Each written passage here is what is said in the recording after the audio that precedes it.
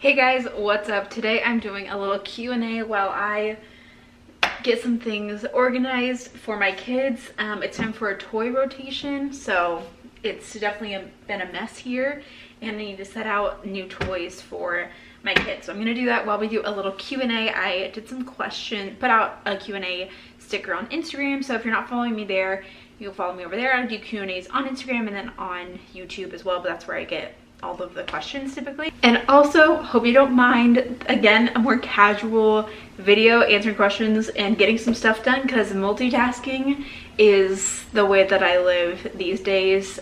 With my son Peter, who is almost 3, he's in school. He goes to school, daycare, preschool 2 days a week, and so he's there, and then my other son Jack is down for his nap, so gotta utilize that time wisely. And also, we still do not sleep. I've been living the newborn stage with Jack for the last 9 months, and I'm up with him for hours every single night. Like, it's a good night if I get like 4 hours of sleep. So that's why I look like this, and that is just the life I live. So hope you don't mind, and let's get into it. All right, here's a look at the shelf right now. It's become a hot disaster, and I like to have things out that are easy for Peter and Jack to grab onto, so that they're like not overwhelming. They can pick out like whichever toys they like want to play with, and therefore they're more like interested to play with them when it's not just an overwhelming mess. This is the Lovevery play shelf. I'll link it down below, but it's really cool. It has all the storage behind it, so I can keep toys here for toy rotation. Has buckets and then more storage underneath there. It's like filled. So I just need to rotate some things out with new toys that I'll show you as well. Also, we love Lovevery and swapping out all of their kits. A lot of things have like little pieces like puzzles. I like to just keep them all in like a Ziploc bag and then stick them in the shelf so that they're all together and can find all the pieces again. Okay, the first question is, parenting wise, what do you do different for baby number 2? So my boys are almost exactly 2 years apart. And it's been interesting to see how different they truly are from one another. But I was talking to Jacob today, because if you were around when Peter was a baby, then you know, like, naps were such a struggle. Like, he took a 30-minute nap. Like, each nap would be 30 minutes till he was like 18 months old. When he was down to 2 naps, when he was down to 1 nap, it was like each nap 30 minutes. And he was also more of like a high needs baby, like during the day. Like, I couldn't just like set him down for 2 minutes to like go do something in the kitchen. Like, he always needed to be with me. And so I think that was hard with that, and like the naps being so short. But with Jack, he is a super content baby, and that's probably just being a second kid, because I like have to run Peter to the potty or like do all that stuff, so I'm not able to like be there with him all the time. But the funny thing is that then like Peter was sleeping through the night when he was, you know, 3 months old, and then he went through a little regression and then was back to it consistently from like 5 months on. He slept through the night, like never made a peep. Whereas Jack is 9 months old, and he's slept through the night as a fluke maybe 10 times since he's been born, and otherwise he's up in the night for hours, and there is no end to it. So I know this is controversial, but we actually did do sleep training for both boys, and I am like, no judgment of either way, whatever you do, but for most babies it should be like, you know, a couple rough nights, and then, you know, then they figure it out and you get on with it, and they're fine. But for Jack, when we've done it, it has just not ever gone well. Sickness this year has especially not been great. It's been really hard. I'm sure you guys have related to that too. It seems like everyone's sick all the time, and so with sickness and having to pause and stop, and it's just all these things, and then just with sleep training, it did not work for Jack. I even hired a sleep consultant, and she was so sweet and like was so determined and helpful. And we did, you know, what we were comfortable with in regards to that for Jack, but it just never worked, unfortunately. So I think that that's something that's different, is that now, like when he wakes up in the night, like, I mean, we tried sleep training, but all babies are different, and it did not work at all for him. So now I go in the night and hold him, and so I will be up there with him, like sitting holding him for like maybe 3 hours a night. So That's been tough, honestly, but I feel like you just know what your kid needs, and I feel like that's just what he needs right now, and that's okay. So I think the other thing that's just different for parenting this time around is just like being more chill about things. Like I'm just not as anxious. Like one thing when I was a first-time mom that like really made me nervous was like feeding, and so now we're like into at 9 months, so Jack's doing more like little finger food, and I just remember that as like a first-time mom being so overwhelming, and maybe you can relate to that too. But as a second-time mom now, it's like so much easier, and I just have a better idea of like things I can feed Jack. We didn't do baby-led weaning for either one of them, but like now that we're getting into more finger food type things, I like just have a better idea of what to feed him and how to feed him, and it's just a lot less overwhelming. I like as a first-time parent, that can be just so time consuming to be like, what am I supposed to do to feed this child? So I feel like as a second-time parent, you just are more confident in a lot of things. Here we are getting everything out here. And so I feel like that is just something that I've been more confident in this time around, and so that's been a nice change, I guess, like being a second-time mom. I like this. If money was no concern, what's your dream job / career path? You know, I know that everyone who's on social media, they're like, I love what I do. And I truly do. Like, I love being able to have the flexibility to be home with my boys and share everything online here. But also I think that like sharing your life online also comes with some negativity, and that can be hard sometimes, especially when I was in the season of being pregnant and being a new mom.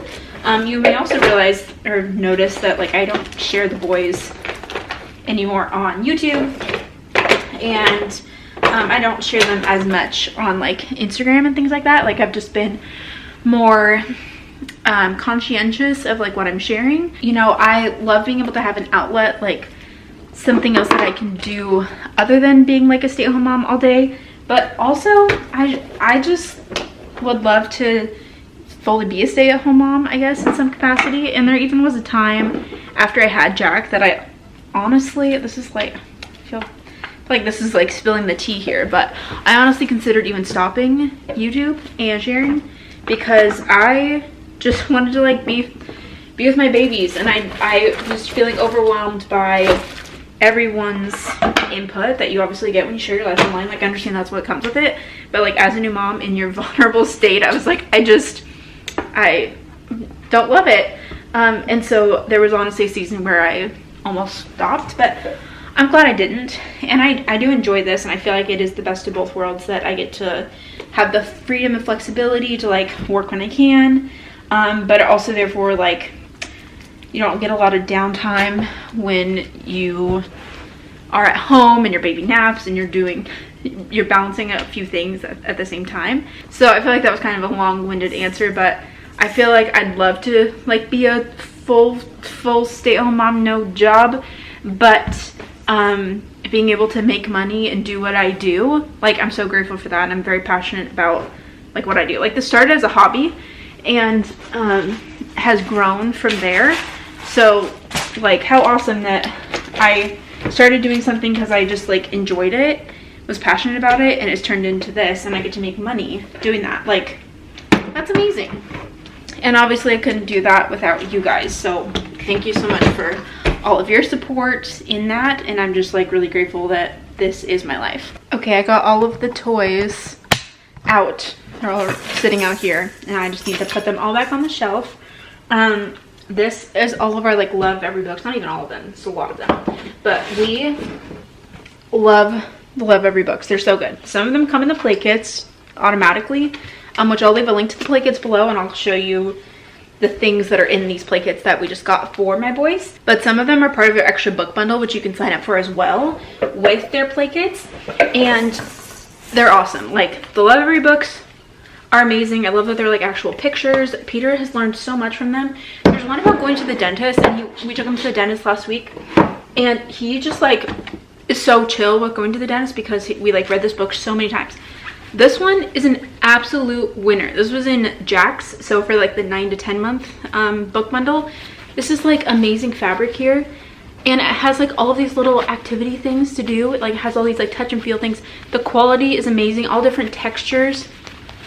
This one, you take like this little carrot and you can like plant it in the ground and then like in the bunny's mouth. Like this thing is full of all different kinds of flaps and textures. It's amazing. It's like super high quality pockets. Anyway, this thing's awesome. Oh yeah, it even has this like huge zipper in the back. Look at this. Isn't that amazing? And again, different like texture. But cannot recommend enough Lovevery and their book bundles. They're awesome. They show like all the toys that you need. There's like all the toys that we use, and so that's what I'm putting on the shelf are the toys that are for like these next play kits. Also, Lovevery did send me these toys, but some of these toys are actually from Peter's play kit when he got these when he was 9 months, and so I'm now taking them out and using them for Jack because they're such high quality. They're gonna last you for multiple kits, so can't recommend them enough. And you'll see all the toys out here when I set them here. But yeah, love our books down here. I'm actually thinking of moving them. I think I'll move them over to this side because now Jack is crawling and he keeps like, this is the closest part of the shelf to the main living area, so he keeps going to this part more. So I want to maybe put more toys for him down here since he's been more interested in it, so I'll move these over. Another question that I have is, how much should you consider for an emergency fund? So if you have been following me for like a few months, I guess, then you know that we experienced our own little family emergency because my husband was unfortunately part of a mass layoff in the tech industry at the close to the end of the year. Also, it was 2.5 weeks after he got back from parental leave when Jack was born, so perfect. But that was pretty scary. Thankfully, he had a new job. He started a new job within 6 weeks. We got unemployment. He even got like a small severance, very small, from his last company. So we never even had to touch our emergency fund, but it was a huge wake up. So a good rule of thumb is to have between 3 to 6 months of necessary expenses saved. After everything that we went through, I am more in the camp of 6 months. Because we have a family, because I'm self-employed, my income is like high, low, low. And so we just want to have more of an emergency fund like that. So we usually just finished our 6-month full emergency fund. It was lower, closer to like 3 to 4 months when we went through the layoff, but we bumped that up because we don't want to experience that again. So we have that now taken care of. But yeah, 3 to 6 months of necessary expenses is great. It's all going to vary depending on the size of your household, how steady your income is, and those kinds of factors. Do you plan on having more kids? I did a whole video about this, about like financially speaking, about having more kids. But we have 2 boys, and I get the question often because we have 2 boys, and people are like, are you gonna try for a girl? No, we're not trying for a girl specifically. I've come to accept being a boy mom, and I want to be like fully content in it if we only have boys. But I feel like this varies depending on the day, because when Jack will sleep through the night, like one night I'll be like, oh my gosh, perfect, yeah, I can totally have more kids. And then we have a rough night and I'm like, okay, we're done, we can't do anymore. Like, I hate that so much of it is tied to the sleep aspect. Because I feel like if I was getting decent sleep, I'd be like, yeah, totally more. But then literally this week I've been like, Jacob, we can't do it. We can't have more. So I have made the decision that I can't make that decision until Jack is at least 1. And we'll see how that goes then. But I would love to have more kids, and the thought of being done now, like saying we're done having kids because of the sleep thing, like because it's hard, makes me really sad, because my desire is to have more kids. And I know that a lot of people like reach that conclusion because they're like, we just feel complete, we feel like our family's complete, and that's great, and then they can like have closure in that season. And I don't feel like we're done having kids, but I also am like, how much more can I handle, you know, like how much? And it's literally all the sleep, like how much more like sleep deprivation can I handle? And that makes me sad for that to be such a big factor in that decision. I don't want it to be, but that is kind of where we are at right now. So I don't think we've made up our minds right now. The sleep deprivation, cannot see that like having more kids, but our desire is to have more, so we'll see how that goes. Another question about being a boy mom. I have the question of, now that you have 2 boys, do you still miss not having a girl? So I've shared, I think on Instagram, I don't know if I've shared here, but I definitely actually did struggle with gender disappointment. And I feel like so much of it is societal, and maybe if you're a girl mom, maybe that's different. But I feel like for all my friends who had girls, like it was just like this huge like celebration of like, oh my gosh, you're having a girl. And I feel like when I've seen other people have boys, people are like, oh, okay. Like I feel like it just hasn't been as like celebrated. I don't know. And then especially when you have your second boy, like I got so many comments of like, oh well, you can try for a girl, or like comments of like, oh that's too bad that you're having a second boy, which doesn't make you feel good. But I would love to have a girl someday. Like if that's in the plan for us, like I would love to have a girl someday. I think that would be very sweet. But I've had to like come to just accept of like, hey, you know what, we might not have a girl, we might just have our 2 boys, and I have to be content in that. And I want to be content in that. I love my boys so much, and having a boy is so sweet. And I feel like a lot of other like boy moms may feel that same way. But yeah, I'd love to have a girl. I'm not banking on having a girl. And also at this point, having 2 boys, I feel like the chance of even having a girl, I know it's still a 50-50 chance, but I feel like it would be, it's hard to even fathom having a girl at this point. But are there times where I'm sad that I don't have a girl? Yeah, but I am also fully content in my boys, and I want to just, yeah, be fully content in that. I'm going to answer a few more questions, but I want to show you the shelf because we are now complete. We are ready to go, restocked for the boys. I would love to be able to do like toy rotation every 1 to 2 weeks. Realistically, this happens every like 3 weeks because I know sometimes it can feel overwhelming, but that's also why I love the shelf, because I feel like it makes it easier that I just have storage in the back and I rotate things out. Lovevery kits are awesome. Like I said, we've been using them since Peter was a newborn. We've been obsessed. Peter loves them. And all of their kits are based off of like your child's age and stage of development, but the toys that are in previous play kits, like your child learns how to play with them in like different ways as they get older, which I think is really neat. So Peter will still play with some of the toys from his kits even like a year ago, just in like more advanced, like different ways. So that's what's awesome about toy rotation, is that then I can rotate out the toys that were from a while ago, so they get used for a lot longer than just like the 2 or 3 months that the play kit is used for. So Lovevery is a subscription play kit company, and they specialize in toys that are great for your child's development. They're Montessori inspired, really high quality, really nice toys.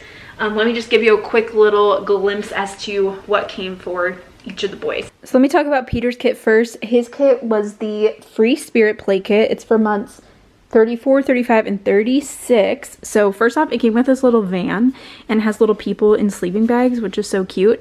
And it even came with a set of keys.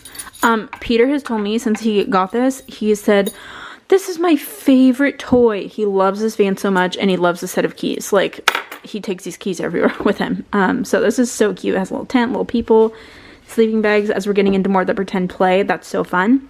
This is a little like peg posting toy. So you put each sheet on here. So this is great with counting. Has little pegs. You stick the peg in and then pull it out, and it comes out, so you can post for different numbers. Great for number learning. And I just have a little basket here. This is actually from a previous play kit for like baby, and just put all of the little pegs and the cards in here, which these are like high quality cards too. And then also included in Peter's are these little matching card set game. So there's like all different shapes and colors that he can match together based on color or shape, which is fun. And then it also came with these stacking blocks, which are really cute. Love the colors and everything. And then it came with a book. Which book did it? Oh, it came with this one, Now That I'm 3, which is really sweet. And then, like I said, he also got the book bundle that came with this age, which was this book, This or That. It has like different flaps in it, which is a lot of fun. Again, I'd totally recommend getting the book bundle in addition to the play kits, because the books are so good. And then also had this one, Dig at the Beach. And then these puzzle pieces go to a puzzle that also came in the kit. I'll put a picture of that here, but I'm going to save this for a little bit. This is like a little bit advanced for Peter right now, so I'm gonna hold off on that one.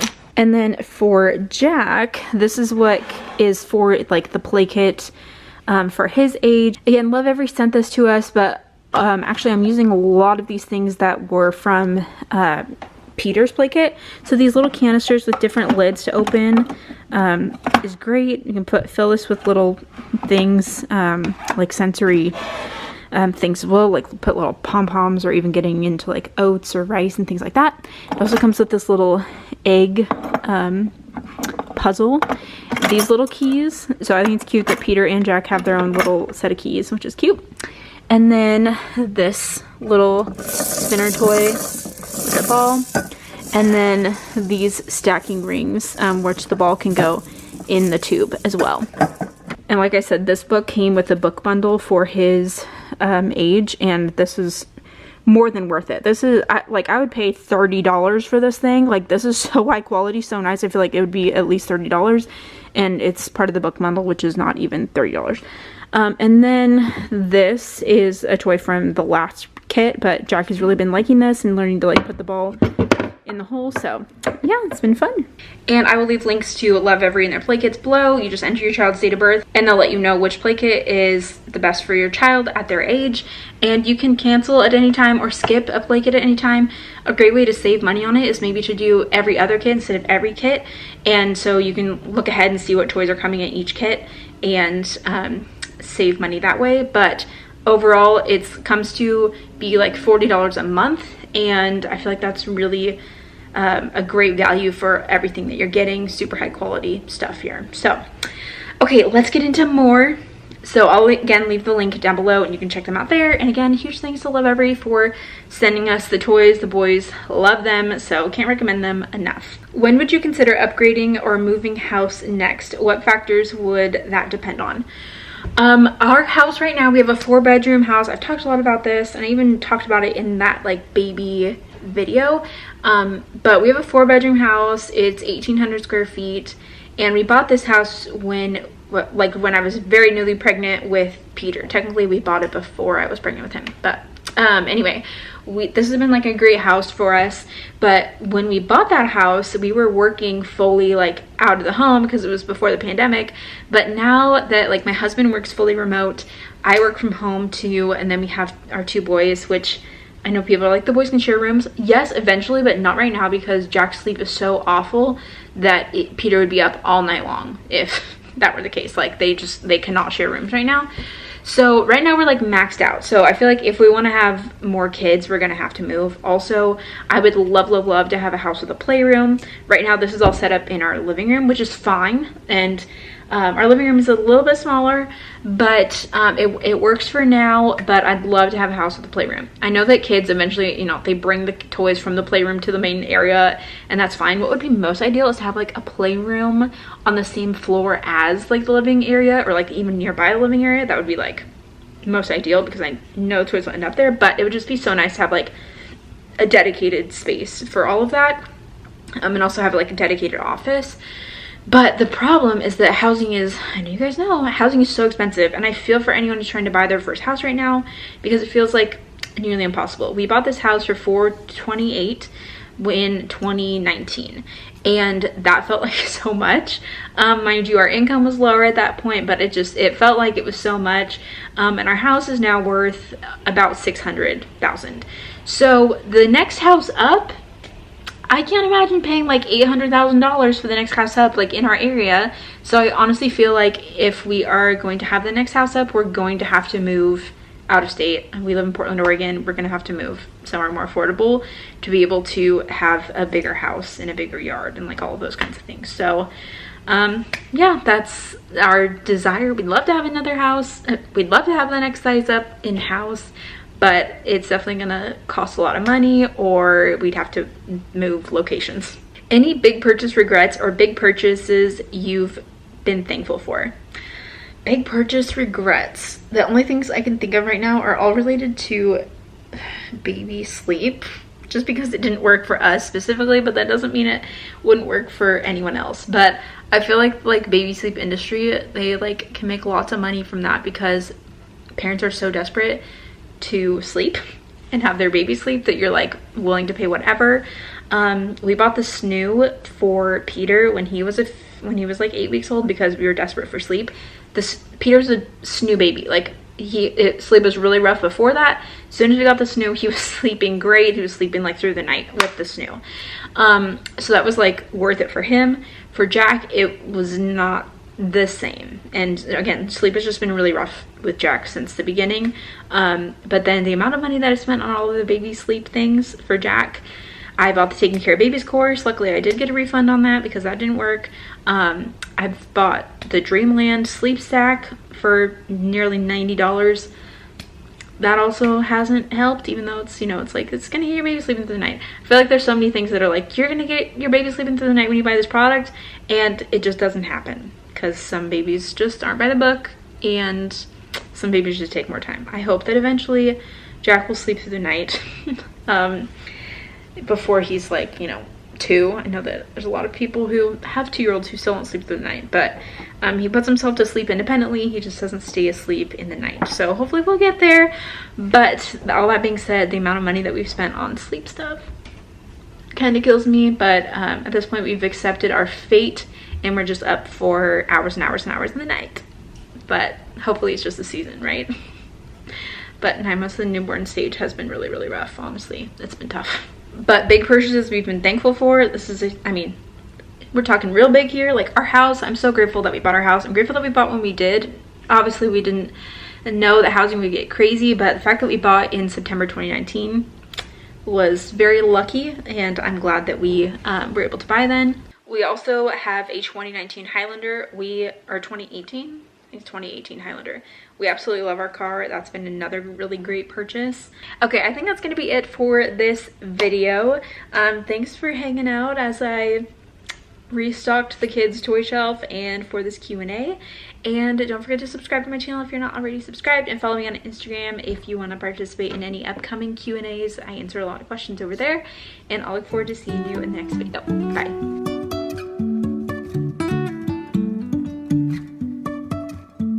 Life is a winding road, no